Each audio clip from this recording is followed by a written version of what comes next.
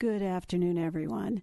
The October 4th, 2017 meeting of the Council on Aging, the Thousand Oaks Council on Aging, is now coming to order. Would you please join me with everyone standing for a moment of silence in memory of the victims of the tragedy in Las Vegas over the weekend?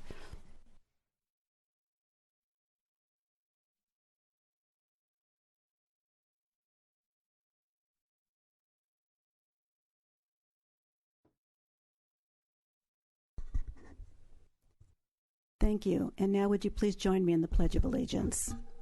I pledge allegiance to the flag of the United States of America and to the republic for which it stands, one nation, under God, indivisible, with liberty and justice for all.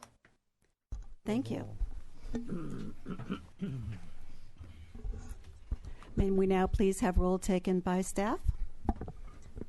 Vice Chair Allen. Here. Commissioner Fotheringham is absent. Commissioner Gitt. Present. Chair Gorbach. Here. Commissioner Hagee. Here. Commissioner Maria. Here. Commissioner Mortimer. Here. And Commissioner Posta. Here. Thank you.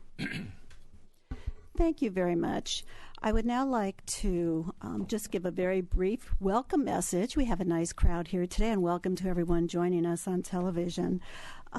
My name is Karen Gorbach. I'm beginning my third term as on the Council on Aging, and I'm delighted that I have been voted to be the chair for this upcoming year at our workshop meeting that was held on September 13th. For those of you who may not be exactly sure what the Council on Aging is all about, I'd like to explain that our job is to serve as a linking pin between the senior community and city government. We identify the concerns of local seniors and their families and keep the Thousand Oaks City Council apprised of those issues. We do maintain a directory of senior services. We do research, we write reports and present them to the city. We also serve as liaisons to other organizations, and we bring important information to you on topics of healthcare, social services, education, fraud, and other areas of interest to our peers. In addition, we invite speakers to address us during televised meetings on issues we feel are important and would be of interest to you. Our meetings are always open to the public, and we are good listeners. So if you believe there is an issue we need to study or bring to the attention of city government, please join us at one of our meetings. We want to hear from you, or give us a call or email. But please get in touch with us. We are your Thousand Oaks Council on Aging. You know, Nick isn't here, but I would like to thank publicly immediate past chair Nick Fotheringham for his excellent leadership as chair over the last couple of years. He stepped up to take the job at a difficult time, and his research and white paper on the topic of senior housing is remarkable, and I keep it in my binder and refer to it often. So I believe he's out of town today, but thank you, Nick, wherever you are. And now I'd like to just take a minute to allow each of our commissioners to introduce themselves and briefly tell us what each has volunteered to do for you this year. Let's start at my right with Commissioner Gitt. So my name is Tony Gitt, and this year I'm handling emergency preparedness and safety, and I'll be talking about that today later on. I'm Commissioner Donna Mortimer, and I'm in charge of the speakers series. So hopefully we'll have a bunch of good speakers and we get big crowds coming out. Thank you. I'm Vice Chair Loretta Allen, and I work on health because my background is in healthcare, and also on age-friendly living in Thousand Oaks. I'm a new commissioner, John Posta. I'm the liaison for the Global Senior Center. I plan to do some new different things. I don't know quite yet exactly what I'm going to do, but I'm thinking of doing something about deals and rewards, things that seniors are really interested in doing that is different and which they're unaware of that could benefit them greatly. So we'll see in future meetings what that comes to. Stay tuned. I'm Commissioner Terry Maria, and I'm going to be providing monthly commissioner reports on social services. And in addition, this year I'll be chairing the Senior of the Year recognition banquet that we hold in June. And it's a fabulous event. You'll hear more about it. I want everybody to come out for it. Hello, I'm Ron Hagee, and I'm going to be doing the outreach this year, reaching out to anybody who wants to schedule me at their group. They look for speakers and try to tell them what the Council on Aging is all about, what we're doing, and also giving them opportunities to give us feedback. I'll also be doing scam. I'm the scam man. And the more you know about scams, the less likely you are to be scammed. So I'll talk a little more about that later. Okay, Commissioner Hagee, scam a man. Thank you. And thank you to all our commissioners for stepping up and doing the important work that we are all volunteering to do this year. This is a really dynamic group, and you're going to be hearing from us. So now this is a time in our meeting, this is public comment time, when we invite members of the public to state their concerns about senior-related issues in our city or to present items to the commission for our consideration. Speakers have 3 minutes, and when you come to the podium, please state your name and the city in which you reside. This time we have 3 speaker cards, and we're going to begin with Ventura County Supervisor Linda Parks. Hello, good afternoon. It's nice to be here, and being a former mayor, too, it's always enjoyable working directly with the Council on Aging. I'm here to tell you about a conference we're putting on. It's our Senior Summit, and we have them every year or so, every 2 years, roughly. And this year, I have my assistant, Venice, who has helped me extensively in putting these on to talk to you and tell you in detail what some of our workshops are going to be, and what she doesn't say, I'll fill in after her. So go ahead, Venice. Great. So the Senior Summit will be October 21st. That's a Saturday over at Cal State Channel Islands. Registration is open at ventura.org/Senior Summit. It has all of our workshops and speakers on the website. This year, our theme is Seniors in the Digital Age. Don't be a dinosaur in a tech-savvy world. All of our workshops are geared towards helping you maneuver through this new digital age that we live in. And it's a wide range of workshops.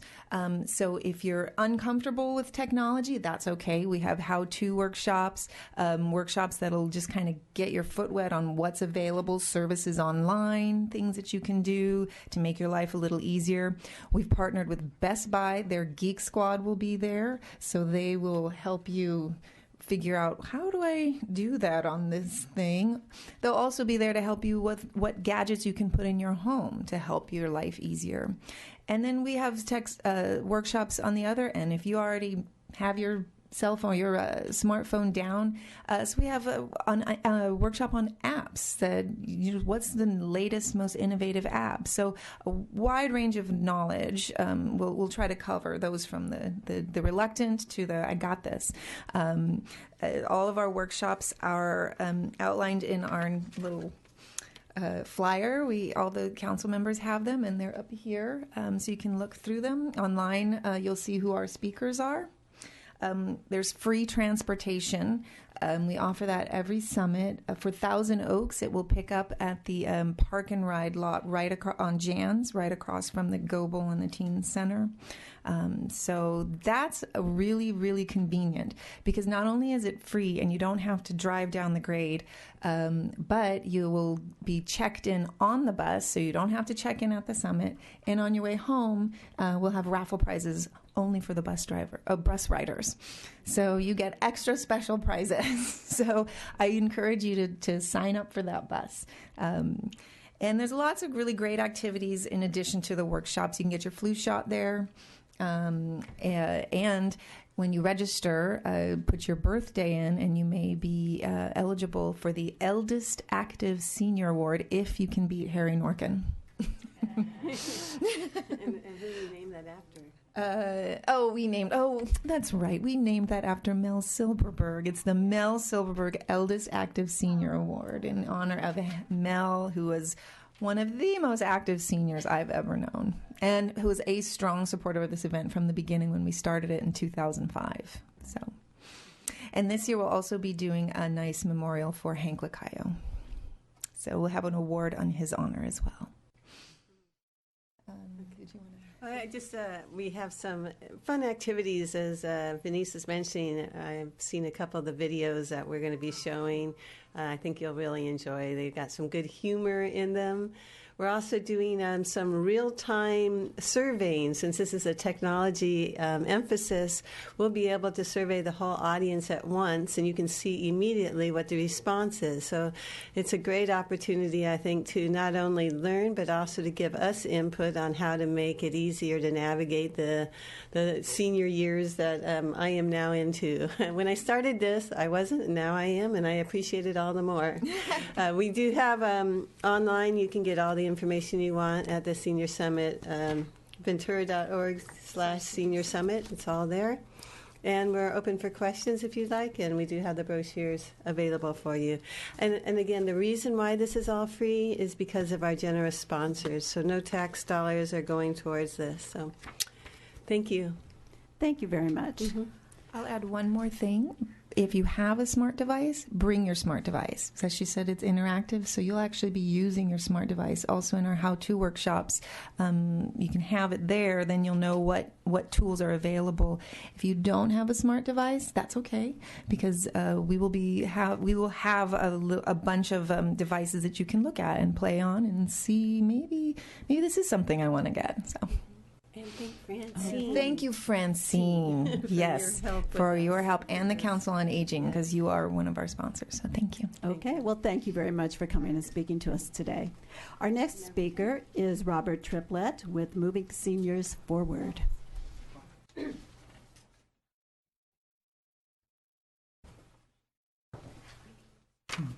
Good afternoon, Commissioners.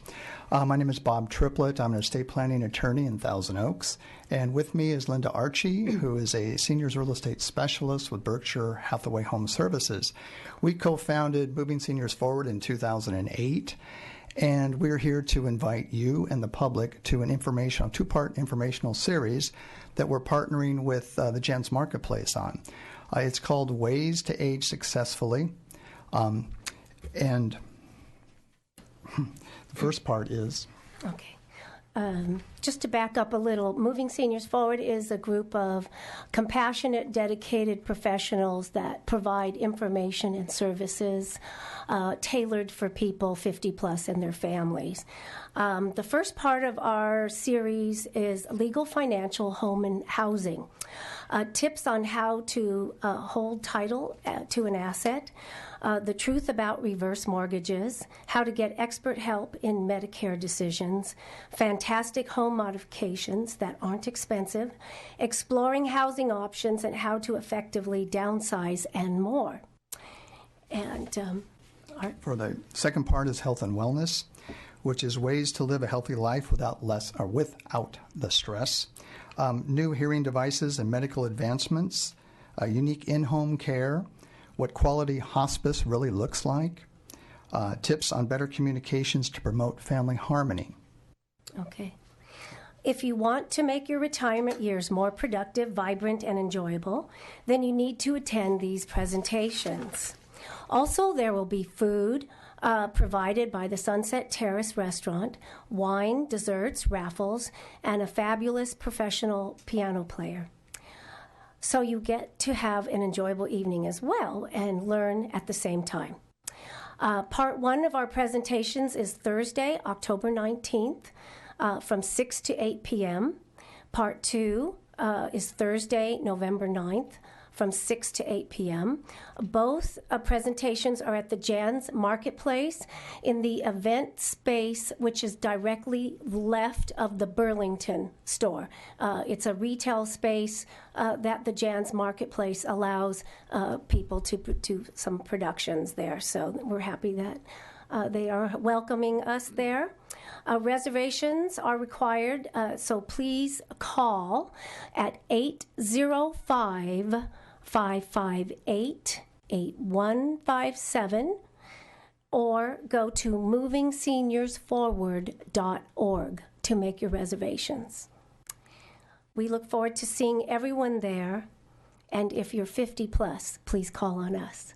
And we will have some flyers here at the table of our group, the group members, and also the flyers for the event coming up. And we thank you for allowing us to speak today. And don't forget the wine. And don't forget the wine. Okay, well, thank you. It'll be a fun evening, so. Okay, thank you very much. Thank you for joining us today. And it appears we had only 2 speaker cards, so we'll go on to the next part of our meeting now. And the next part of our meeting are commissioner reports. And I will begin with the report on education. The purpose of the reports on education are to bring to you educational, lifelong learning opportunities that I think you might find interesting and that are often low cost or free. And today I'd like to tell you about some free learning opportunities at the Thousand Oaks Library. Tomorrow night, October 5th at 7 o'clock, is a lecture by Dr. Roger McGrath, who's a renowned historian and a frequent contributor to the History Channel. And he is going to discuss life in the Western United States post-Civil War. This is going to be in the community room at the Grant Brimhall Library, and it's free. Next Thursday, October 12th, is a free PowerPoint class. Now, PowerPoint, as most of you probably know, is one of the Microsoft Office applications that allows you to make really interesting slide presentations. So if you teach or belong to an organization in which you would like to make presentations to your boards or your membership, you will enjoy learning how to use PowerPoint. For this class, we'd like you to have basic knowledge of how to use a keyboard and a mouse, and this will take place in the Grant Brimhall Library training room. Now, for a class on relaxation, enroll in the Adult Coloring Hour, October 13th from 3:30 to 4:30. Again, the Grant Brimhall Library Community Room. They will supply the supplies, the paper, the colored pencils. You just come with relaxation in mind. And then another fun class, and I took this one several months ago, is called The Art of Book Folding. And in keeping with the season, you're going to learn how to fold the pages of a book into a ghost. This is very cool. And again, this is very relaxing. I don't know if the camera can pick this up or not. But you see, I did this and folded the pages of this book into the shape of a star. So these are just kind of nice, just to put out, give to people as gifts for the holidays. And it's just a very quiet, relaxing, fun class to take. So I hope you'll think about that. And then just another word about the Senior Summit. I've been to a couple of them. Those are informational, they're free, the food is great, and they are fun. And this upcoming one on the digital age sounds exceptionally interesting, so I hope you will consider that also, educational opportunity. And now I would like to call on Commissioner Hagee. He is going to give us some information on fraud. Okay, fraud. Everybody has probably had an attempt to fraud them or scam them. And I have a ton of stuff, but I'm only going to do a few things each session here. First of all, you may want to go and get a pencil and a piece of paper, because I'm going to give you a phone number that you may want to write down. So while I'm talking, search for that pencil, pen, anything you can write with, and a piece of paper. We have medical scams that are being perpetrated on us now. There are 3 of them. I'm only going to cover one at this meeting, and that's medical equipment offers. The manufacturers present you with free, and if any senior believes there's such a free thing, weren't paying attention through their whole life, because nothing's free. They have these products, and then they charge your insurance company or Medicare. So they tell you it doesn't cost you anything, but in the end it really does, because insurance costs go up. They even forge your physician's signature, or they'll forge your signature on papers, and you get your free device, and you're all happy and thrilled with it. You may not even need it, but you're going to get it anyway. So what do? Before agreeing to medical services, ask your doctor if you really need this, and if it's legitimate, and what you're going to be expected to pay. What does it cost your insurance? Carefully review the insurer's explanation of benefit statement. Give your insurance or Medicare number only to your doctor, okay? Your Medicare insurance number, which is your Social Security number. Now, that's going to change, thus more scams. You'll get calls on the telephone to say, okay, we're issuing the new numbers for Medicare. We need your old number, and send us a check for $35, and we'll give you your new number. Well, it's free, and you will not be contacted by phone to get your new Medicare numbers, okay? Now, I'm trying to keep this short because I know the other commissioners have things to report. The number I talked about is a scam hotline. We in Thousand Oaks now have a scam hotline. You can go to this number, and it'll tell you the latest scams. The more informed we are, the less likely we are to be cheated or scammed. Okay, here it is. Scam hotline for Thousand Oaks is 805-371-8327. That's 805-371-8327. And it will keep you up on the latest scams and make you more knowledgeable. You can share that information with your friends, please. Tell everybody. Let's knock down those scammers. Until next week, goodbye. Okay, well, you're actually up next, Commissioner Hagee, because, yes, so we get to see you again. We don't have to wait till next week. And we'd like a report on outreach. All right, as an outreach, we will go to your group meeting and explain what the Council on Aging is. And at your meeting, we will make a presentation and answer your questions about Council on Aging. I usually bring the all-knowledgeable Francine with. She's like an encyclopedia of information in Thousand Oaks. And as a part of the outreach, we're going to be at the street fair on October 15th. That's October 15th, 8:30 to 5 o'clock. We will have a booth there at the street fair, which is a lot of fun. I mean, you find out anything about everything that's going on in Thousand Oaks and really enjoy it. It's great. And we will have a booth there. Come and visit us. Come and say hi. Then we also are going to have a table at the Senior Summit, which I think you're all familiar with now. All right? The Senior Summit on October 21st. And we'll have a table there where we will also share information about Thousand Oaks Council on Aging and services that we have and information on what we are, what we're about. So come to the street fair, come to the Senior Summit, and if you want to schedule us to talk at your group, just contact Francine or go online to our website, and we'll sign you up. Thank you. Thank you. Wonderful. Thank you, Commissioner Hagee. And now let's hear a report, please, on safety and emergency preparedness from Commissioner Gitt. Thank you. Francine, can we have the first slide, please? Next slide. So I have a question. What do Harvey, Irma, Maria, and Mexico have in common? Next slide, please.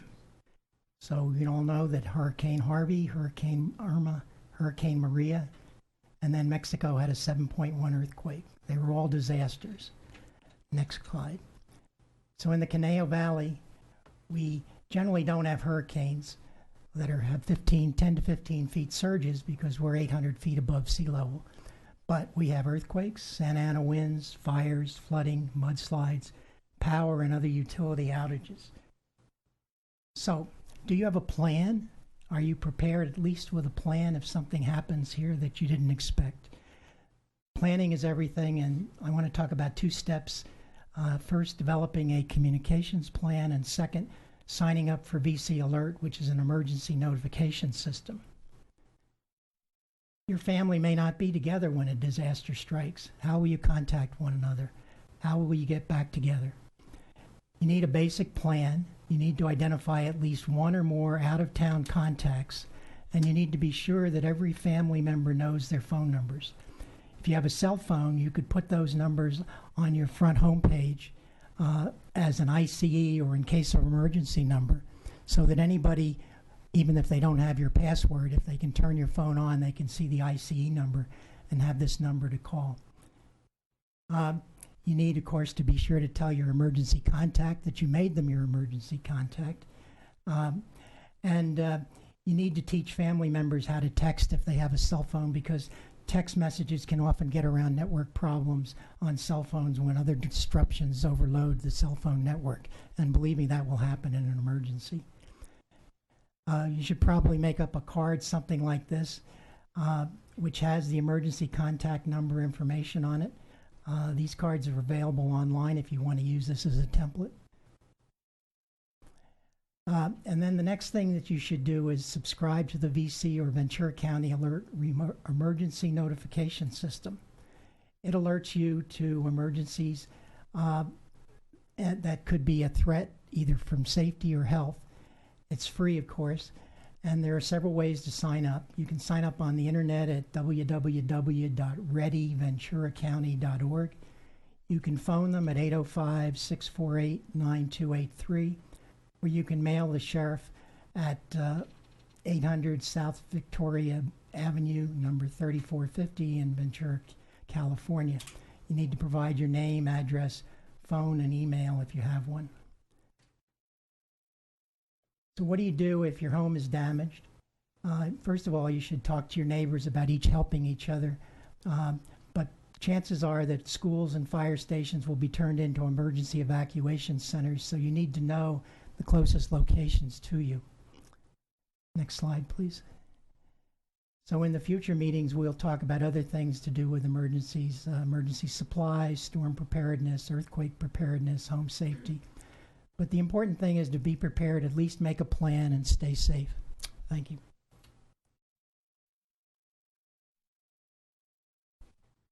Thank you, Commissioner Gitt. And now let's have a report, please, on social services from Commissioner Maria. Thank you, Commissioner Gorback. I'm going to talk about the botanical gardens of Canal Valley. And if we go to the next slide, when I was driving in today, it was 76 degrees out. The weather is just fabulous. And I know we're headed into fall, and you think of gardens as spring. But we have some wonderful gardens in the area, and I just wanted to make everybody familiar with them if you're not already. It's a great thing to do all season long. You see a variety of different things if you visit periodically. It's also a great way to get some fresh air and exercise or take your grandkids out. So I'm going to cover 2 great examples that we have in the area. And the first one is Gardens of the World, which is just across the street from where we are here at the Civic Arts Plaza. It's a cultural contribution that was put together by the Hogan Family Foundation as a thank you to our community. They really focused on culture. They have a Japanese garden, there's a French garden, there's a California mission-style courtyard area, there's an English rose garden, and then they have a wonderful bandstand area for picnics and listening to concerts in the park. They also promote a lot of artists, and so they have art exhibits in the gallery periodically, so it's a great place to visit. If you're really interested in more than just visiting, it is totally volunteer, so you can volunteer to be a docent, and you would actually be leading the guided tours, educational tours, assisting guests. It's about a 3-hour commitment per week, but if you're interested, there's a docent coordinator you can call at 805-557-1135, extension 5. And then for more information on Gardens of the World, it's open Tuesday through Sunday, 9 to 5. Admission is free, so there are a few things that are free. But admission is free, and it's on 2000 2001 East Thousand Oaks Boulevard. And again, it's across the street from the Civic Arts Plaza. It's not too far away if you haven't found it before. The website is gardensoftheworld.info. So I encourage everybody to visit there. And then another area, if you haven't been, is a little more rustic or rural in nature. It's our Canal Valley Botanic Garden. This is 40 acres that was acquired in 1973. It's a nonprofit organization. It's created by community volunteers, donors, and sponsors. They have a main garden, and again, I mentioned it's 40 acres. They have a main garden area that's quite large that has 18 different specialty areas. You can look at California native growth. You can look at butterfly garden. There's a bird habitat. There's a rare fruit garden. There's many, many different places you can look at along that 40 acres. And you'll also learn about conservation tips, and they do have classroom activities. And you can look at a map online. It'll show you what the layout is and where everything is. And the other thing is they have a kids' adventure garden that's open Sunday 11 to 3. So if you have grandkids, that's a fun way to spend a Sunday afternoon. This is, again, as I mentioned, this is all volunteer gardens. So they do need people for planting, maintenance, weeding, helping them with their programs, leading tours. So if you want to be outdoors and you want to help out at the area, you can call 805-494-7630, and you can become a member or donate. And the location, if you're not familiar with the Canal Valley Botanic Garden, is it's on 400 West Gainsborough in Thousand Oaks. It's open daily, 7 to 5, basically sunrise to sunset, so those hours fluctuate. And again, admission is free. The website is caneogarden.org. So I encourage everybody to get out and enjoy. Wonderful. Thank you. Great reports today. Thank you very much, everybody. And I'd like now to turn the meeting over to Vice Chair Allen, who will introduce the next sections of our meeting. Thank you. As part of our agenda, we have liaison and agency reports. And in addition to being an advisory body to the City Council, we also act as liaisons to the Ventura County Agency on Aging. This year, Commissioner Forthingham, who couldn't be with us today, Chair Gorback, and Commissioner Hagee have been selected to serve on, the acronym is VCAAA. You'll hear that acronym.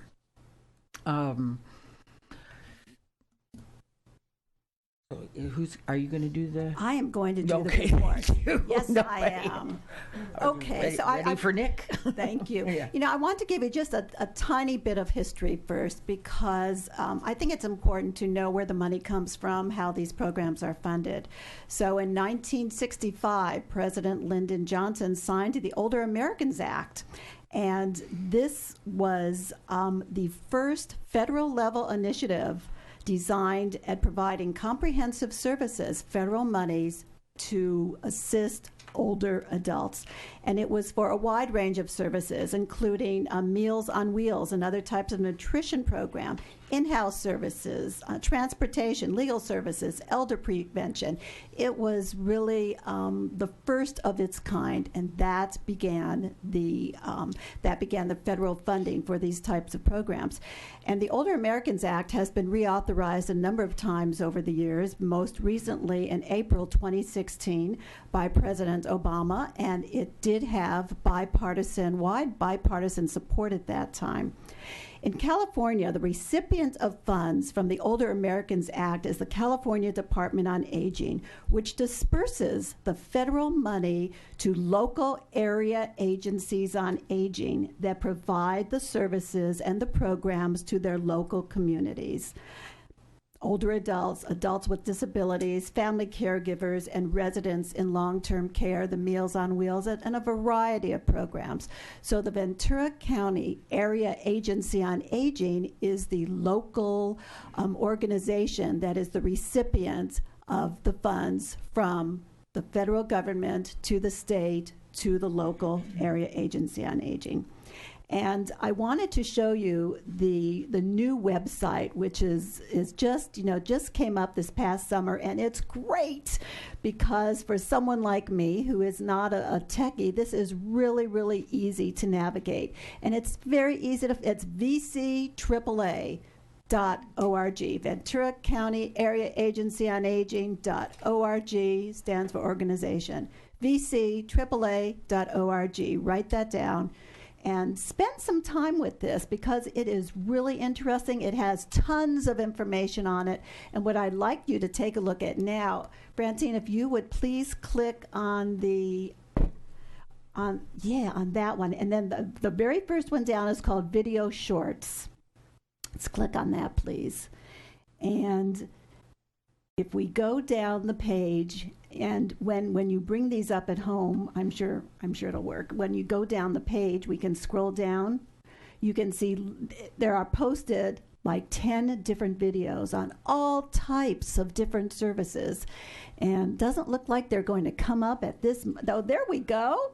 There they come. Okay. But if you scroll down, you see all kinds, and these are organizations that provide all different services throughout the county. The videos are short. They're beautifully produced. This is for you. This is for you. Please take the time to go to this website, check it out. All the services are listed on there also, but I thought, I especially, I love seeing a movie, so I especially enjoyed this page where you can see visually some of the services provided. So check it out when you have a moment. I know you will enjoy it. Thank you. Thank you. That's great. I put it down to look at it when I get home. The next agency reports are another part of our regular program. And for this, I'd like to turn this over to John Posta, is our liaison to the Global Center Commission and coordinates updates from senior agencies. Commissioner Posta, please introduce this portion of the meeting. Okay, again, I'm John Posta, recent commissioner actually, to the Global Center, Senior Center. That's GSCC. I'm replacing, I guess, Harry Norton, who's an icon here. He is absolutely, from what I understand, completely irreplaceable.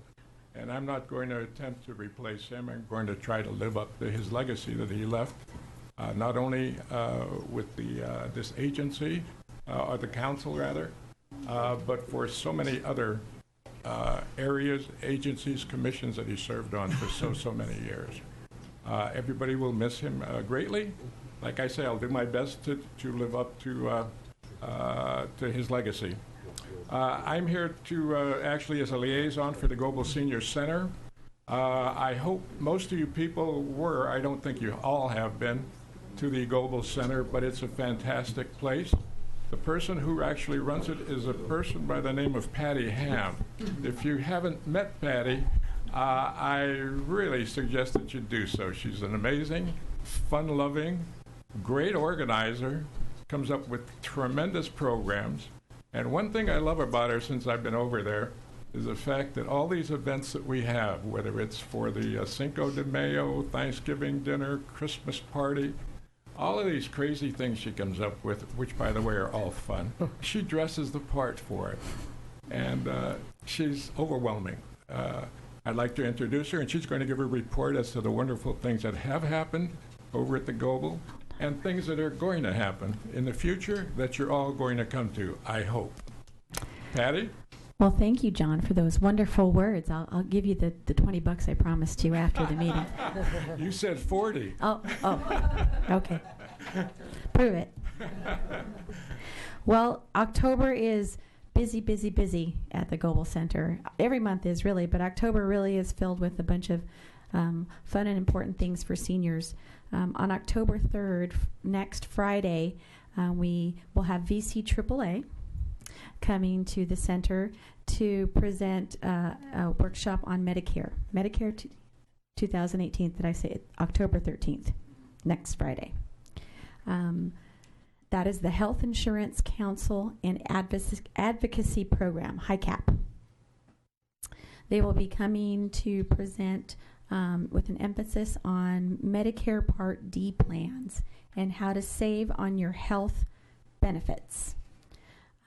There will be registered counselors on hand for questions, and you can call the Global Center at 381-2744 or just stop by the front desk and sign up for that free seminar. We have next Saturday, our Oktoberfest celebration, Brats and Beer, Saturday, October 14th at 5 p.m.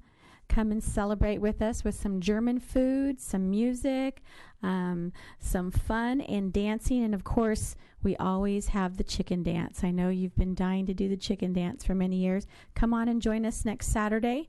And it's $9 per person, and you can purchase those tickets at the front desk at the Global Center.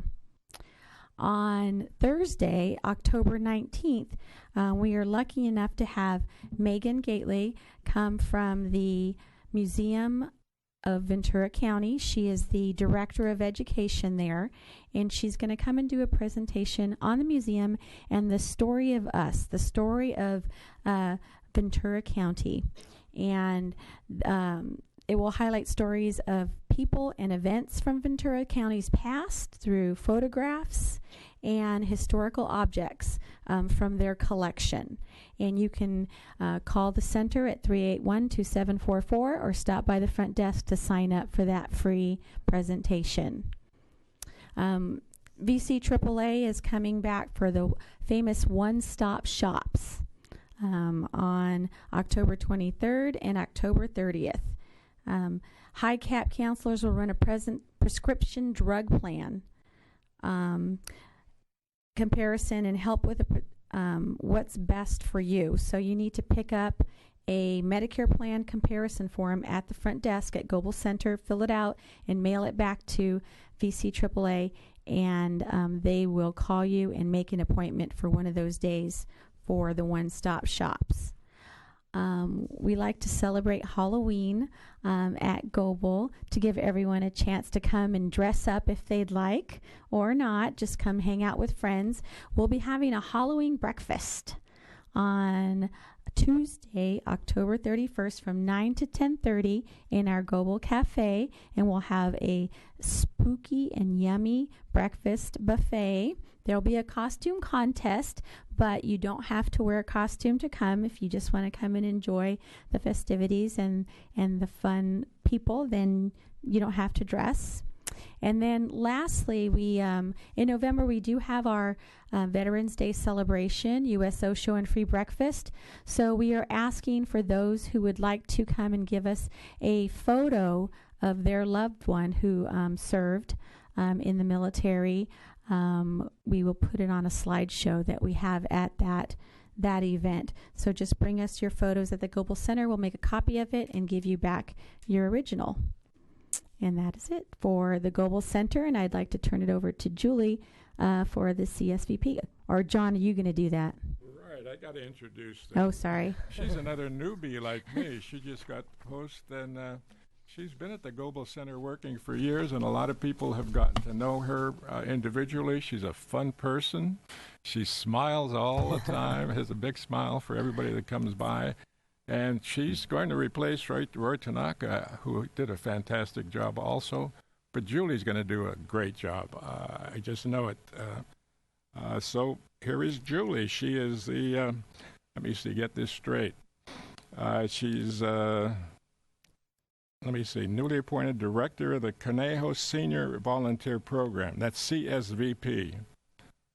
She's going to tell you all about the events that she's working on right now, past, again, and present and future. And I'm sure she's going to do a good job, and she'll explain this all in detail to you right now. Thank you, John. Excuse me. By the way, Patty, make sure you come to see Patty do the chicken dance. Thank you so much. So I just took over about 3 months ago, so I'm very excited. And our senior volunteer program is something that we have Monday through Friday at the center from 11:30 to 12:30, and that is run through the Canal Senior Volunteer Program. During the months of July through September, the program, which is administered through CSVP and actually grant funded through VCAAA. We served 3,769 seniors age 60 plus. 21 volunteers helped to run this program, once again held Monday through Friday from 11:30 to 12:30. This is up about 460 meals from last year. So we're getting more and more people in there every day. It's a grant-funded program, and it is a $3 donation that we ask for, but we will not turn anyone away that would like to come and eat as long as you're 60 plus. Next, we have a new agency that we signed on in July, which is Canal Valley Village, which I know Tony's very familiar with, and they're a wonderful organization. They provide support services to senior members, enabling them to stay in their homes and enjoy their communities. So we have a lot of wonderful, great new volunteer opportunities that they're offering, and you can either call them directly or call us, and we'll let you know some of their opportunities. Next, we have breakfast at the Global Cafe. Support the CSVP program. Join us for breakfast at the Global Cafe beginning November 1st from 8:30 until 11 a.m. We're really excited. We have a new chef at the center. She's been there about 3 months. So we're going to be serving parfaits, pancakes, breakfast burritos. So come check us out. And lastly, we have the 2018 Wellness Fest will be taking place at the Global Center on January 17th from 9 to 1. Reserve your space today if you're interested. So we're asking for vendors right now, and we have about 600 people that come through to this event and about 70 vendors, and this includes information on medical care, nutrition. We have a lot of the city organizations there, the senior livings, and it's going to be a great event. So you can come pick up a sponsorship packet in the CSVP office today, which is located inside the Global Center. Thank you.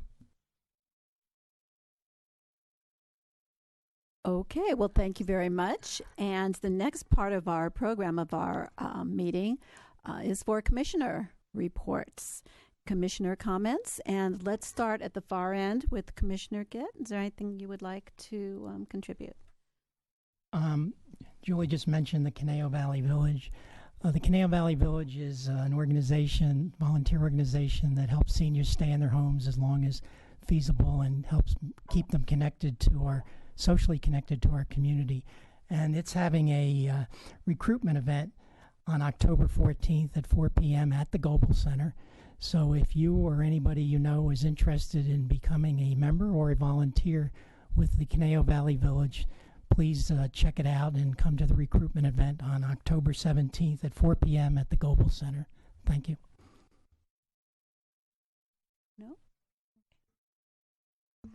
I just want to echo Tony's thing about the Canal Valley Village. I was just the call manager yesterday from 1 to 4, and then again today from 9 to 12. And so we're looking for helping people to stay in their home as long as they can. A lot of us help with transportation. I had a call today. A lady just needed someone to stay with her husband for a couple hours so that she could go out and run some errands. So give us a call, and I just want to echo that we really want to help support seniors staying in their homes. Okay. Any other commissioner comments at that end? Yes. All I can say is come and visit us at the Global Center. Last year we had over 15,000 people or visitors that came to the Global. Thankfully, not at the same time because we don't have that much space. But please do come and visit us. Let's make it 30,000 this year. Thank you, Commissioner Posta. Anyone else at that end? No?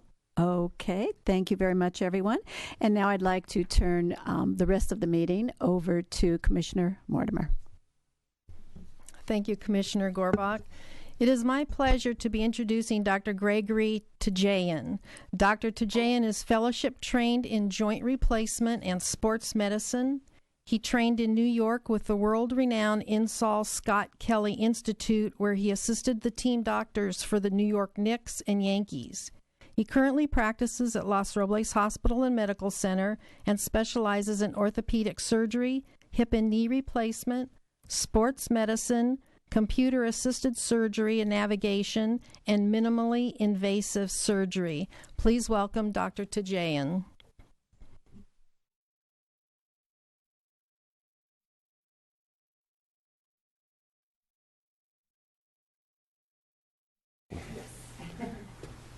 So I could see that. Okay. Thank you for having me. Everybody calls me Dr. T, so that's the easy way to pronounce my name, but it's Tajan, TJN. Those are the three letters of my last name. So most people call me Dr. T, but you can pronounce Dr. Tajan. That works as well. Just giving you a background of myself, I am a local orthopedic doctor in a private practice. I grew up in Santa Barbara. My father was transferred there when I was about 5 years old. He was an engineer for General Motors, and they opened a plant in a place called Santa Barbara, California. And he and 300 families moved to Santa Barbara, and that's where I was raised. It pretty much shaped kind of how my life is. I really enjoy outdoors. I really enjoy fishing, backpacking. I'm into triathlons. So all these things were afforded to me, and I got interested in orthopedic surgery when I was in college. I was a orderly at Cottage Hospital, and I knew I was interested in surgery. And when I worked in the operating room, I saw the different surgeons. I saw an orthopedic surgeon who is kind of my mentor now, and I saw him performing joint replacement surgery, and from that point forward, that's what I wanted to do. And as my practice has aged, and I've aged, and my patients have aged, I stay active. I've always been in shape. I was overweight probably 10 years ago, just when I turned 40, and I made a pact to myself that I have to take care of myself. And so for me to have good joints and to have good longevity in my life, I have to take care of myself. And so a lot of what I'm going to talk about is surgery, but also I think a lot of this is lifestyle and how we take care of our joints. And that's what I'm going to talk about today. I'm focusing on the knee just because I think it's comprehensive, and we can discuss all of the joints as well, but what I talk about are generalities with the knee. It can be referred also to hips and shoulders as well. So the anatomy of the knee shows there's supporting muscles. All the joints have a supporting muscles over the top of them. If it's the hip, you have your gluteus muscles, the adductor muscles. In the knee, you have the quadricep muscles, the hamstring muscles. Muscles are like shock absorbers to the joints. So in order to protect the joints, the muscles have to be strong enough and healthy enough to support those joints. So it's super important for muscular control, muscular reflexes. When we look specifically at the anatomy of a joint, there's a few structures that are important to remember. People always talk about cartilage, and there's essentially two kinds of cartilage in the joints. There is what we call fibrous cartilage, which is the same stuff your ear and your nose is made of. It's a gristly type thing. And that's what people refer to as I tore my cartilage. That's the fibrous cartilage. It's a gristly piece in between the bones. What really defines arthritis, as we know it, is the articular cartilage, which is on the end of the bone. So the way you think of that is if you've ever dissected an animal or you cook and you look at the end of an animal bone, there's a little white surface on the end. It's like a veneer. It's only about 1/8 of an inch thick. And that veneer is what we call the articular cartilage. And when that articular cartilage wears away, that's technically what we call arthritis. So really what we're trying to preserve is the articular cartilage, which is the end of the bone. The other important parts of the structure of the knee are the ligaments, ACL, PCL, MCL, LCL. These are all ligaments, and they support the way the joint functions and behaves. So osteoarthritis is the garden variety arthritis, what people talk about being aging arthritis or you wore out your joint. That's osteoarthritis.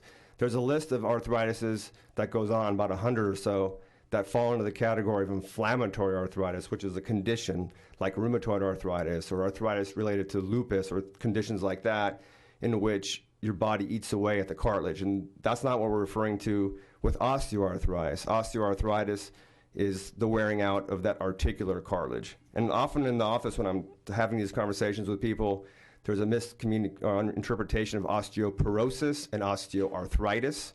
So osteoarthritis is what we're discussing, the wearing out of the joint.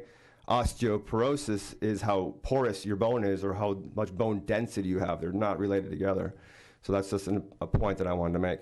So osteoarthritis is a wearing out of the articular cartilage. The typical symptom you'll have is joint stiffness, joint pain, swelling. It's a very common condition. It affects lots of people, and about 1.7 severe enough to create disabling pain. It's more common in women, and it's obviously more common with age. There's not really a cause. Just because your father or mother had it doesn't imply that you will have it, but it is tend to happen in families. It can happen in families, but not in an inheritable way, like if your father had brown eyes and your mother had blue eyes and you have a 50% chance to get one or the other. It's not in that way, but you do see it within families. It's common after trauma. If you've had an injury on the knee, if you've had an injury on your joint, it's going to accelerate the natural wear and tear of that joint and lead to osteoarthritis at a later point in your life. So the major joints that get affected with the osteoarthritis is the hip at the knee, the back, hands, and the feet. These are the major working joints of the body, and these are the joints that typically get affected most commonly. So what it results in is you've met some people before, they have a bowed knee or they have a knock knee, or somebody has a hip arthritis, they're walking with the limp. It deforms the joint. It creates degradation of that white surface. And so this bone on bone that people talk about is that white surface wearing out. It creates swelling and inflammation, and it decreases the fluid that we all have a natural amount of synovial fluid in the joints. That's a lubricating fluid. It's like a transmission fluid in your car or an oil in your car. And with osteoarthritis, that fluid becomes less viscous and doesn't perform the same properties. And so we have some solutions that we'll discuss later about how we address that decreasing fluid, but that is one of the findings we see with arthritis, lack of that fluid. And then that white surface of the end, that articular cartilage, typically wears away.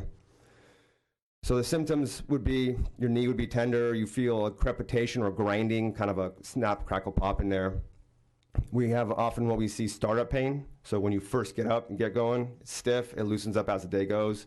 And then if you're on it excessively, you're going to also notice the symptoms are going to be worse. And you'll have a limited range of motion, limited movement as well. So typically if somebody comes in for an evaluation, the things that you would expect, this person that you're seeing would ask you the history, how long you had the problem, is there a history of trauma, is there a history of previous surgery. There would be an examination, they would examine the knee or the hip or whatever extremity, look for alignment, look for previous surgeries, and then X-rays and MRIs and other imaging that we use to make a diagnosis. In my opinion, a lot of what happens is people will skip the X-ray step. And so an X-ray, to me, is super important as part of the decision making. So you have an X-ray on the left and an X-ray on the right. The X-ray on the left shows what a normal joint looks like, and an X-ray on the right looks like osteoarthritis. So the spaces in between the bones, you can see on the left there's a gap in between the upper and lower bones, a dark area that's about a quarter of an inch. That is a normal amount of cartilage. So that white articular cartilage, when that wears away, that's what people have bone on bone. So the one on the right is what would we refer to as bone on bone. If somebody comes in with the X-ray on the right, there's no reason to go farther with imaging, MRIs, things of that nature, because the diagnosis is made. But often people will come in with an MRI before they have that X-ray, and they get concerned with all the MRI findings, when really the problem is clear on the X-ray. Now, if somebody has a lot of pain and they have an X-ray like on the left, then normally we need to get an MRI to see more details, because the MRI will show ligaments, cartilage, and the other kind of structures. So this is what an MRI looks like. So the MRI basically looks for the cartilage in the knee. So that structure, the fibrous cartilage I was referring to, the meniscus, is what's circled there as a triangle. And on the MRI, basically it shows you black, white, and gray. So black is typically normal. And so a normal piece of meniscus on an MRI has a black dark triangle, and if there's a tear on it, it's like the picture on the right with a line in the middle of that, and that's what a torn meniscus looks like on MRI. So this is what it looks like inside. This is a arthroscopic picture. So on the left you have the normal, where the upper bone is the femur, the lower bone is the tibia, and in between that sharp edge is the meniscus, that gristly thing. And then the other image on the right shows the torn piece, where it's like two separate pieces. So that little piece can flip and tear and create symptoms, just like a piece of gravel in your eye would irritate your eye would tear, that little piece would flip around, your knee would be irritated from that, make some extra fluid, and that basically would warrant probably us going in and trimming away that little piece that's torn. What's also important to look in this picture is the articular cartilage, which is the most important cartilage we're talking about, which is the white stuff on the end. And in both pictures, you can see how the ends of the bones are nice and smooth. It looks like a cue ball. It's hard and white and smooth. There's not any wearing out of that. I'm going to show some further images in a bit that's going to show how the white surface can wear off. So this person doesn't have any significant arthritis. So when we manage these problems, this slide is usually what I put up for that. And so it's this triangle. Always surgery's last. We never start with surgery. So the most common thing is a lifestyle modification. First, you need to make sure that you keep your weight in a reasonable low amount for your height. You want to make sure that you are doing exercises that are friendly, low impact exercises. That would be bike, elliptical, swimming. You want to make sure you have good muscle tone, reflexes. So that requires some strengthening. So nothing heavy weights necessarily, but some muscle strengthening, because the muscles are like the shock absorbers. So if the muscles are weak, the joint sees the force. So if you can keep the muscles toned, then the muscle forces will be less on the joint. Super important part of all this is your core. So that means your abdominal muscles and your gluteal muscles, the ones in the buttock. Those two muscles really stabilize your body. So if you have a good balance, then your joints are going to load evenly. If you're imbalanced, if you're off balance, those joints are going to see abnormal forces, and that's going to potentially accelerate the wear. So everything I've said is for everybody, regardless if you have knee pain or not knee pain, or hip pain or not hip pain, or arthritis. These are just normal things that people should be doing. Beyond that, there's always prescriptions of medicines, over-the-counter medicines. I'm not a huge fan of prescriptions, but they do exist should you need them. We also offer people injections, and we're going to get into different kinds of injections. And then there's surgeries, and we'll get into the surgeries as well. So physical therapy, in my opinion, is kind of a staple that I typically would recommend for people. It's not magical necessarily what the physical therapist does, but it's more an education of what you need to be able to do.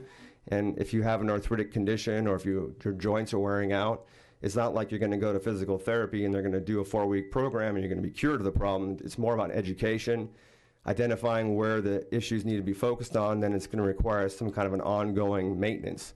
And a lot of things that people have access to, or like the YMCA has programs. There's lots of different places that offer Pilates and yoga. These are good core strengthening programs that will allow you to have a good balance in your musculoskeletal system. So the goal of a physical therapist would be to control pain, maintain the mobility of your joint. If your joint is becoming stiff, they can help with muscular balances, some resistance training, which will then build the strength of the bones as well as the muscles, and basically allow you to do things in your daily life in a good mechanical way. So that if you're doing something repetitively, say you enjoy gardening, and the way you're doing it, you're aggravating your joints, maybe there's a way you modify how you do that in order to not aggravate your joints. Specifically, I always recommend low impact exercise, bike, elliptical, swimming. Stairs basically can put extra pressures on your joints. About 7 times the body weight goes through the joints up and down stairs.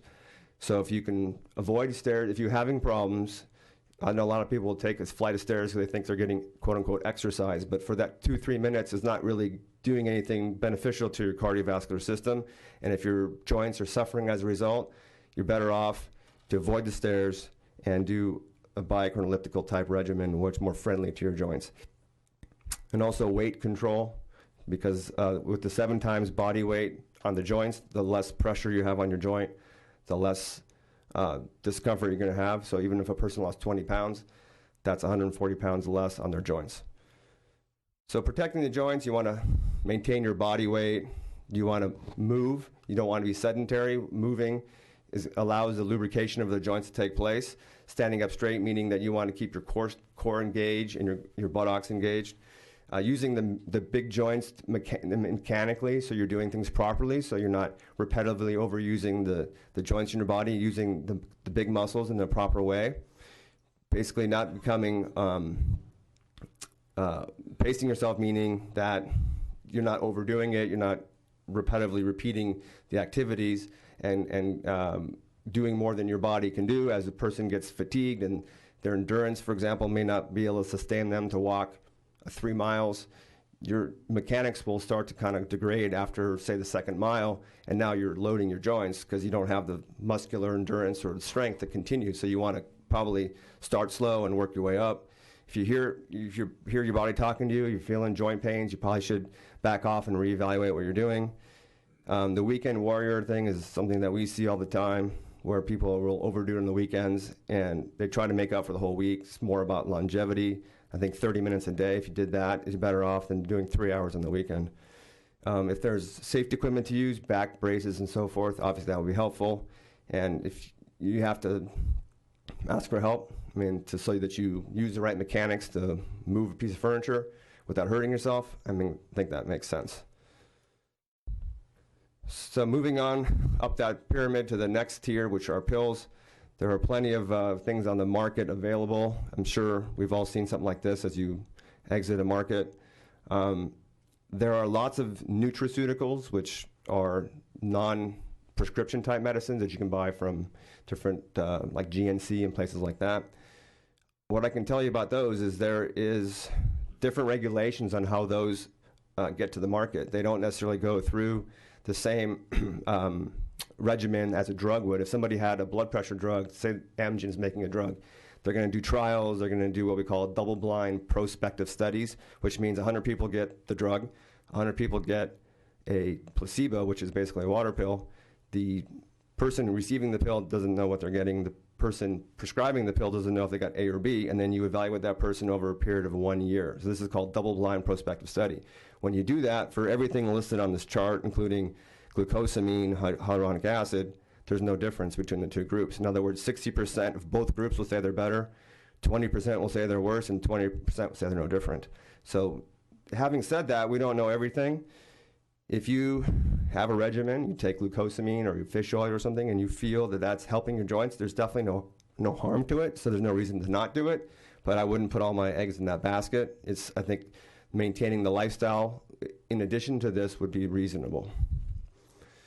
So basically the pills that we use for these conditions would be over-the-counter type Motrins and Tylenols. There are the supplements, what we just discussed. There is prescription drugs, Celebrex being one, Mobix another one, and then there's narcotics, which typically we don't prescribe for chronic problems. These are more for after surgeries and things of that nature. The glucosamine gets a lot of attention, so I'm going to speak about that. This was considered a shark cartilage. Glucosamine and chondroitin are the building blocks of cartilage, so that's why people take it. The dose of glucosamine and chondroitin typically is about 500 for glucosamine and 400 for the chondroitin. And typically, if a person takes it, you should probably take it for a couple months before you decide if you think you're getting benefit or not. Again, there's not any side effects, but there's also no science that shows that they work. The calcium and vitamin D is something that I think is important. You should probably consult with your primary doctor and make sure that your body has the ability to absorb the proper amount of calcium, that there's no dietary issues that you have, but there is a daily regimen of vitamin D, which is 400 units, and of calcium, which is 1,000 milligrams, that people should be taking, in addition to doing some kind of low impact activity, as well as spending about 20 minutes a day in the sun, which converts the vitamin D to the active form so that your body can absorb the calcium. So these types of things, I think if you probably, most likely we're all getting this in our food, unless you have some kind of dietary restrictions. Taking a multivitamin that includes this would probably be just all you need. Moving on to injections, which is the next tier up the ladder. There's basically 4 injections. There's two more that aren't listed here, but cortisone, the visco supplementation, which is a fancy word, but that's injecting that fluid, that lubricating fluid back in the joint. The other 2 that I can touch upon is PRP, platelet-rich plasma, and stem cells. So the cortisone and the visco supplementation, which is Synvisc or Hyalgan, those are brands. Those are covered with insurance. There are studies that show that they do in fact work, and it's something that we do commonly. The other 2, the PRP and the stem cells, they exist. It's not scientifically proven. Again, there's not a double-blind prospective study that shows that a person got a saline injection versus a PRP injection, that they improve their joint space or they improve their arthritis. That doesn't mean people aren't getting it, but it is a retail type thing. So people will be paying $1,500 to $5,000 for these injections. So I think if that's something that would interest a person, doing the research, looking into it, looking at the studies, trying to understand really and have the proper expectation. But most commonly when somebody comes in, we don't start with those typical injections. Cortisone and the hyaluronic acid, the typical injections that we would normally give. Let me just back it up. When we give the injection, well, if you can see the picture below, between the two bones, there's this yellowish color, orange-yellow color, where it says joint capsule. That's the space in between the joint. So when we inject any of these materials, it goes in the space, and it lubricates all the surfaces of the knee or the hip or the shoulder, whatever joint you inject, as well as soothe the lining of that joint. And it reduces the pain. It doesn't grow the cartilage back. It doesn't put a cushion in there, but it just reduces the inflammatory response of the joint. And at the end of the day, we're treating the symptoms, so we're trying to reduce the inflammation of the joint, so we inject it into the joint. Cortisone is the most common one that we would do. It's directly injected in the joint. It's an immediate pain reliever. It reduces inflammation, just like you would if you took a pill, the benefit being that you're giving it directly in the knee joint rather than taking it in your system, affecting kidneys and other organs in your body. It's more localized. The frequent use, theoretically, people will talk about it damaging cartilage. If a person has advancing arthritis and they are postponing having a surgery, for example, it's common that I would do that for somebody 2 times, 3 times a year until they're ready to proceed, so that they can maybe work on muscle strength, range of motion, maybe some weight loss. So there is a value to it. Once a person commits to having a surgical procedure, they have to have commitment also for the physical therapy that's required afterwards. And so logistically, a person has to be mentally prepared to have a procedure. So if they're not at that point in their life, then sometimes we use a cortisone as like a bridge just to kind of wait for a period of time. The other injections that we do are the hyaluronic acid. The 2 brands that most people may have heard of is Synvisc and Hyalgan. There's also Orthovisc and Euflexa. They're just different brands. But basically, it's a hyaluronic acid. Hyaluronic acid is a molecule. It's found in that fluid, and it has a long tail, and it attracts water. So when it's in the joint, it helps lubricate and hydrate the joint. And with arthritis, the concentration of that hyaluronic acid is diminished, so we have a purified form of that, and we inject it. It comes from the rooster comb, the red part of the rooster, and it's a series. So the cortisone typically is a one-time injection, say twice a year. This is a series of 3 or 5, depending on which series you choose. And you come once a week for 5 weeks, and we inject it in the knee joint, and it builds up inside and provides this lubricating type effect in the knee joint. And it can be repeated twice a year, every 6 months, and it is a covered expense. Coming to the last part, which is the surgery part, I think as all of us are in my field, we all love doing surgery. This is a picture from when I was in my New York fellowship, and that was kind of the scene in the operating room, all doing, using power tools and cool things, and we all love it. And I think when we all come out and practice as a surgeon, the first part of your practice, you're learning how to operate, but at some point, it transitions to know when to operate, and that's really, I think, what makes things different. Obviously, you have to have the skill set and to do the surgery properly, but choosing the right procedure for the right person, the right indication is really going to give it a home run. So I think that's probably the main thing I've learned in my practice is not how to do it at this point, but it's when to do it and what to do, because there's so many different options that you can offer people. So arthroscopic surgery is a common procedure. It's where we do a little camera. We go in with the camera. People think it's a laser. We don't really use a laser. We use a little camera. It's got fiber optics, so we can see everything on a monitor similar to these. We can repair the pieces of cartilage. It's just 2 little tiny openings typically. We can remove the things that are loose, catching inside. It's typically a 30-minute procedure, outpatient. This is a picture showing what an indication would be for an arthroscopic procedure. Similar picture we've seen before, the femur above, the tibia below. The little silver thing is a little tool that we use, but you can see how the meniscus has a little break in it, and that little edge that's broke is where the piece is torn. So this would be an indication for an arthroscopic type surgery.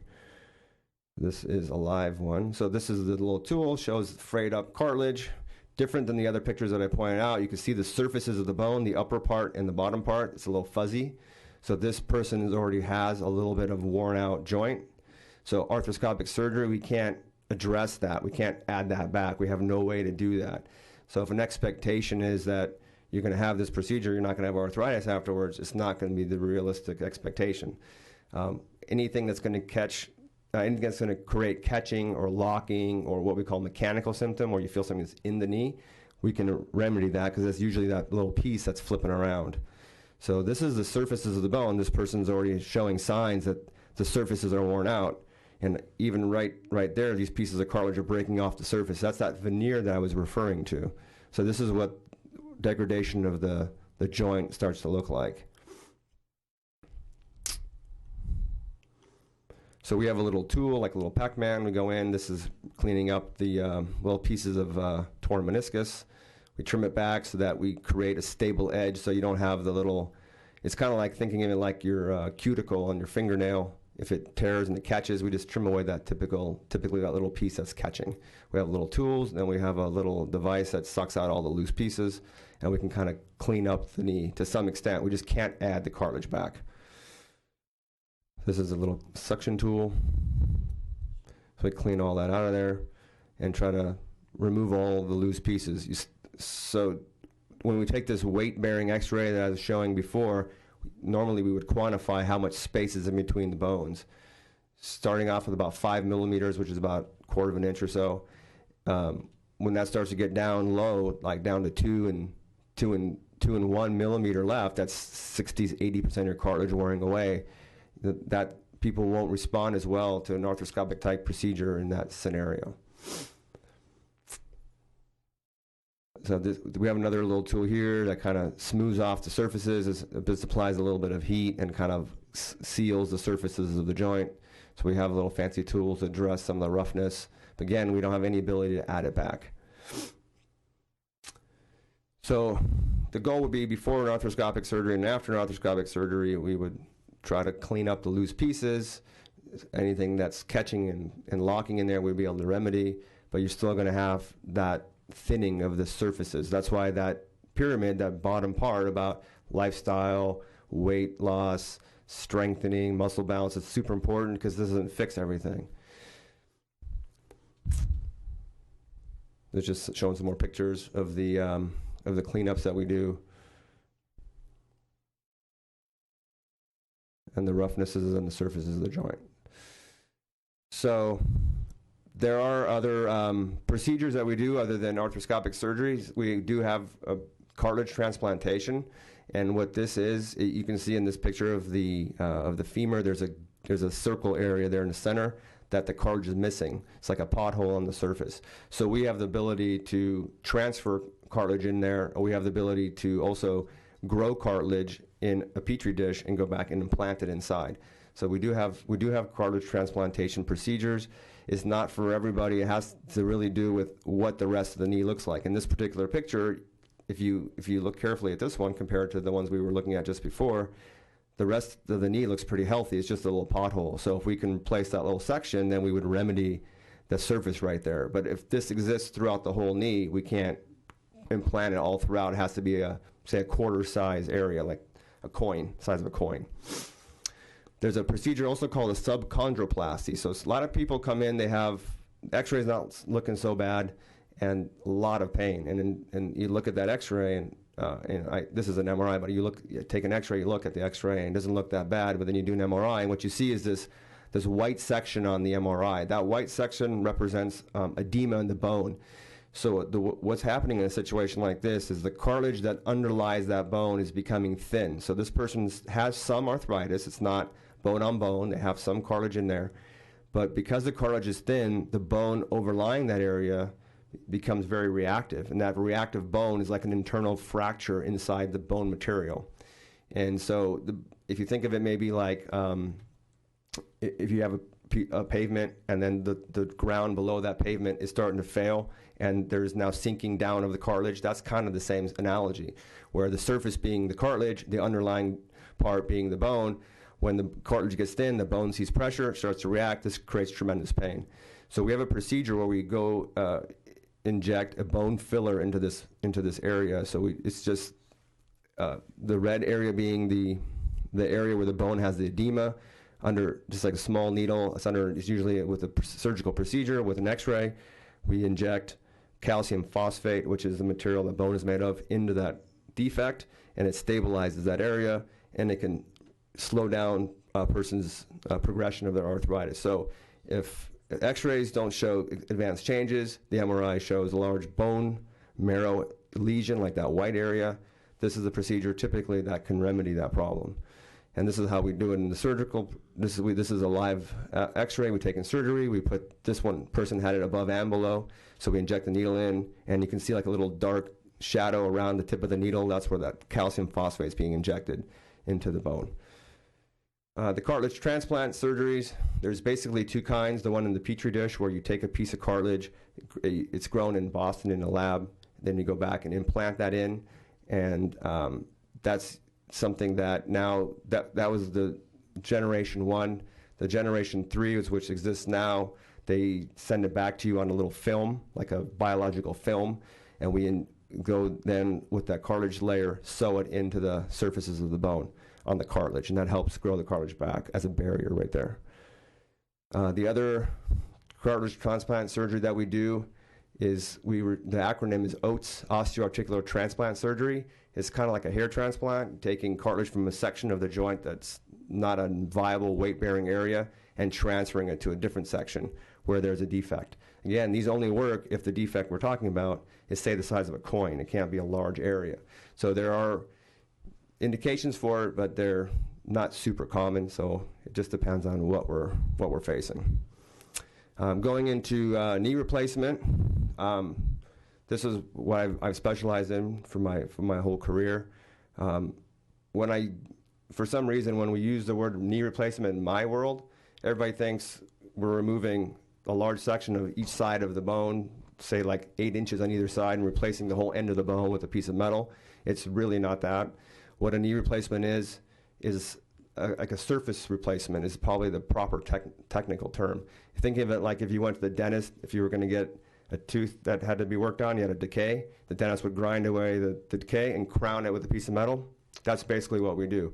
So we remove only about 1/4 of an inch of bone on the end, and we shape the end of the bone to match the device, and we bond the device to the end of the bone.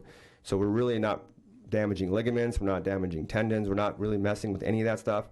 We're just removing that damaged surface, that rough surface that you saw.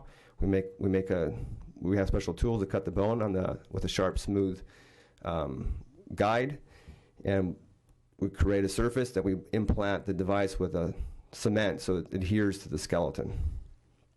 So there is partial replacement and total replacement. Partial replacement was probably around since the 60s and 70s, but at the same time, total knee replacement started to kind of emerge, and the results of total knee replacement were much better at that time than the partial replacement. So a lot of people in the 80s and the 90s were mostly getting total knee replacements.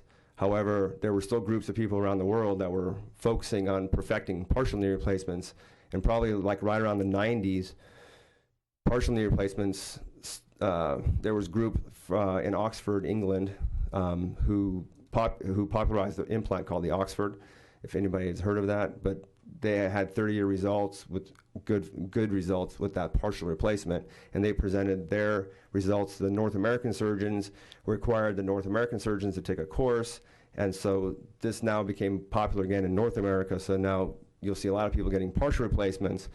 It's the same procedure, just on part of the knee. So it just depends on where the arthritis exists. If it exists on one part of the knee, you can potentially have partial replacement. If it exists throughout the knee, that means the inside of the knee, on the outside of the knee, underneath the kneecap. If it's throughout all parts of the knee, then although you would address one part with the partial, you wouldn't address the whole knee. So in a case like that, we would replace total knee. So that means all 3 parts of the knee.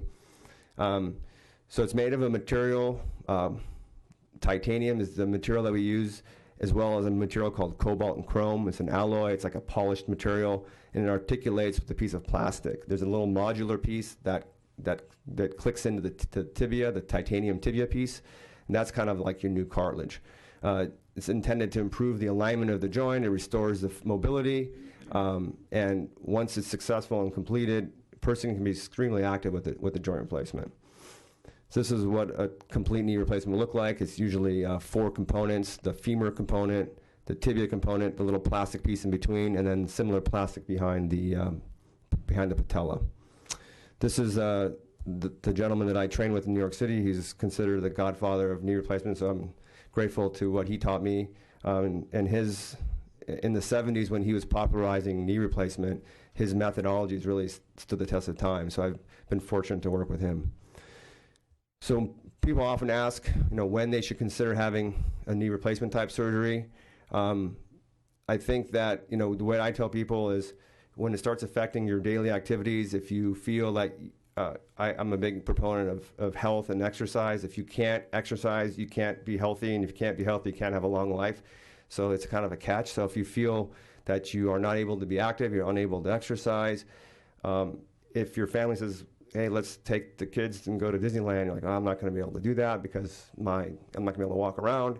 Now I think you're missing things in life. We're only here for a period of time. I think that if you've tried all the other remedies and you're being proposed to have a knee replacement or a hip replacement, whatever that is, and your lifestyle is compromised, I think it would probably be one of the best decisions you make, because it's 98% success, 96, 98% success with a knee or hip replacement surgery. So I think definitely once it's done and you commit to the time after to rehab, which is about 3 months, you will probably say I should have done this sooner, because that's a very common thing that people will tell me.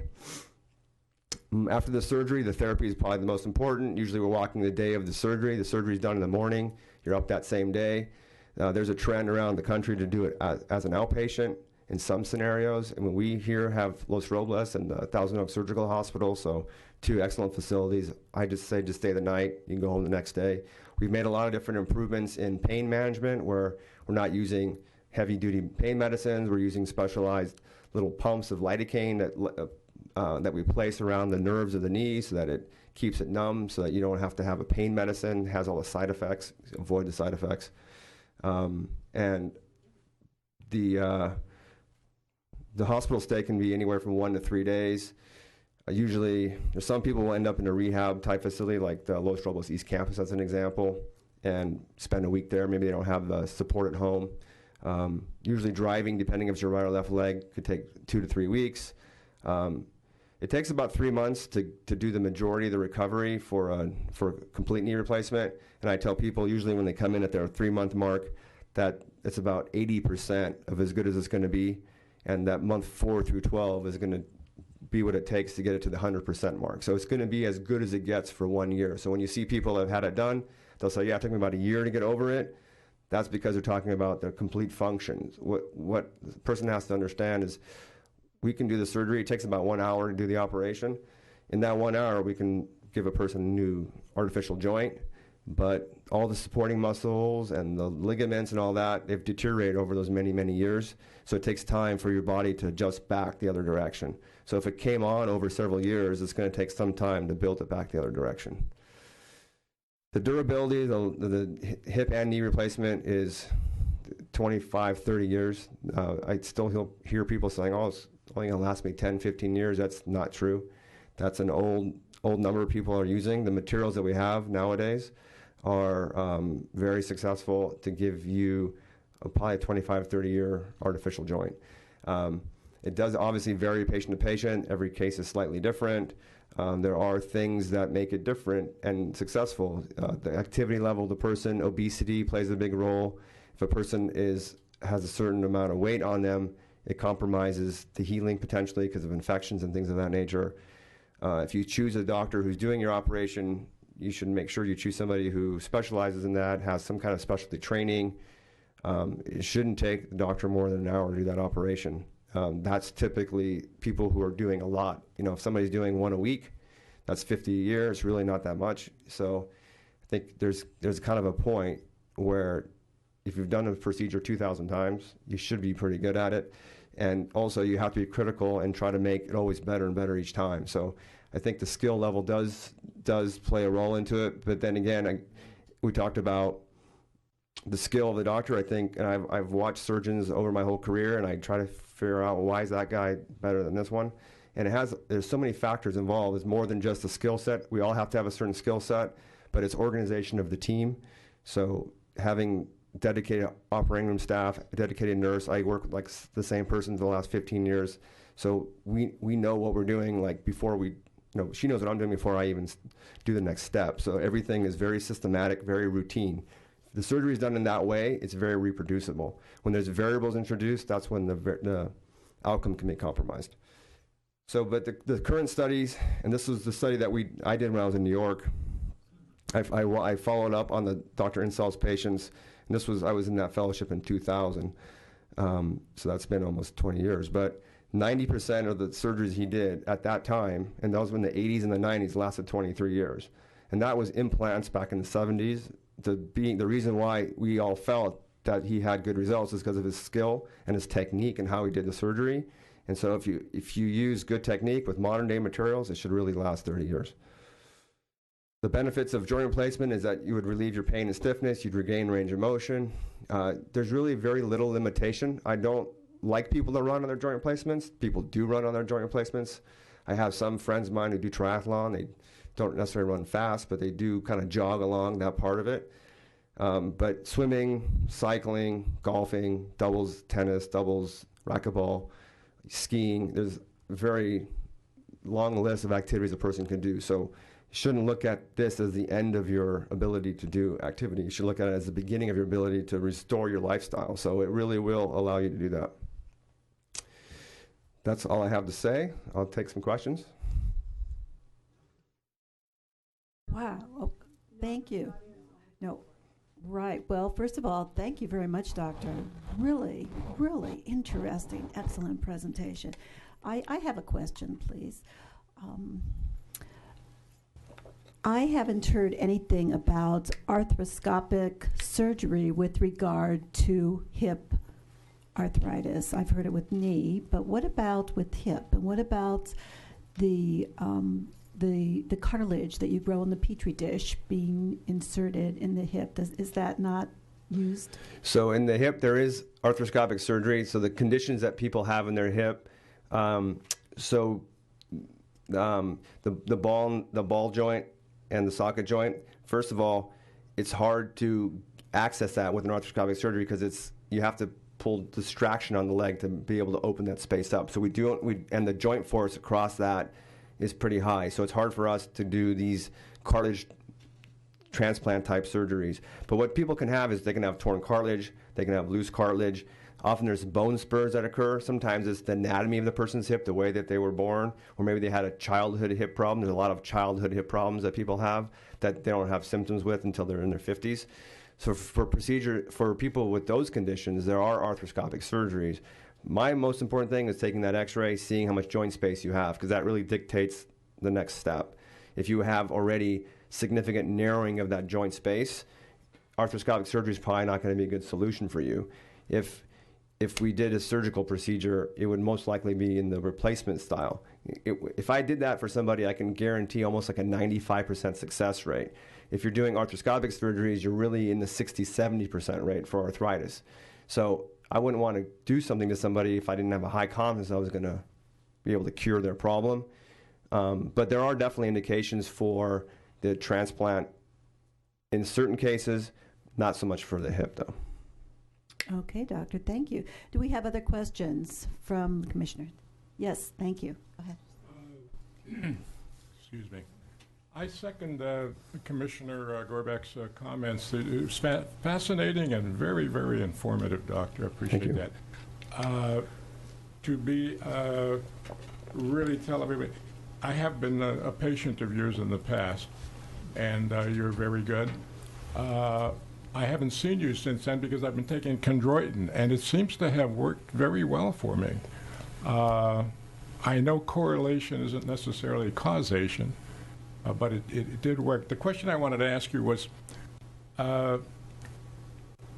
I know so many friends of mine that had knee replacements and hip replacements, and almost all of them are because of falls. They have falls off a ladder, or a dog jumped on them, or whatever, and that caused the trauma, the broken, the busted, the cracked, whatever. What is the single most important step? I think it has to do mainly with balancing, right?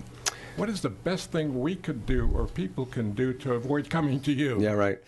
I think that's definitely the key, is the muscular balance. I think the balancing that we talked about, the core strengthening, the muscular, if you have good reflexes, if a person goes to the gym and does some leg presses, some squats, some light activities, the muscles are going to get a response to be able to load. And so when they get stretched, they have the ability to contract. So you'll have the reflexes. If you have poor reflexes, then if you have a misstep, you may hit the ground.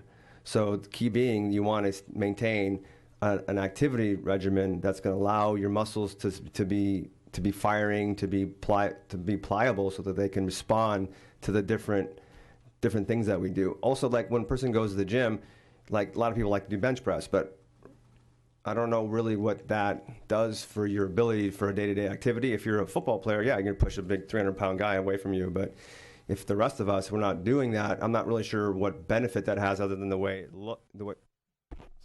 It works?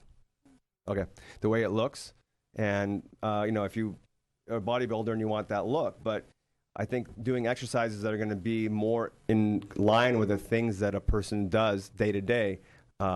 So that's why I'm more advocate of the lower impact exercises and the plyometrics, which means just doing things against your own body, like light jumping jacks, jump rope, using a Swiss ball. Not, I don't recommend heavy weightlifting, because I don't know what really it's going to do for you.